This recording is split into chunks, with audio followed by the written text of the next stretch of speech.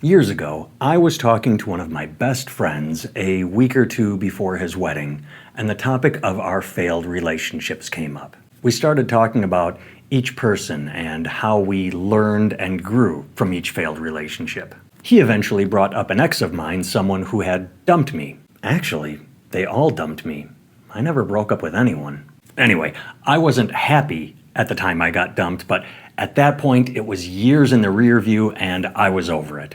So much so, I felt like reaching out to her. After the breakup, the one thing I asked her for was space. I told her, this is your choice, obviously, so just leave me be. If we're not going to be together, leave me alone. Which she didn't do. She called me constantly. Maybe we should get back together. I'm so confused. I miss you. Even worse, the next time I was in her city for a show, she brought her new boyfriend and paraded him around in front of me. See, I'm over you.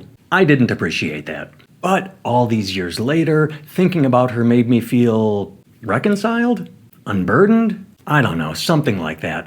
But I decided to email her, to put a final nail in the coffin and end things on a good note.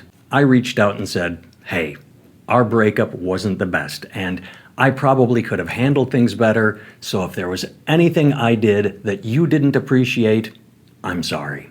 I remember her response clearly. It was short and succinct. So nice to hear from you.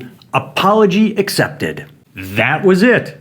I stared at her response and started laughing because I realized I had said I'm sorry in order to hear I'm sorry too. I apologized to hear an apology, and that's not genuine. You should never apologize unless you mean it, and mine was selfish. She didn't feel the need to apologize for any of her actions. That was the last time we had any form of communication.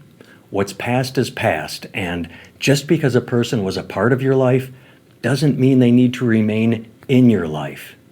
And closure isn't something someone gives you, it's something you decide to stop asking for.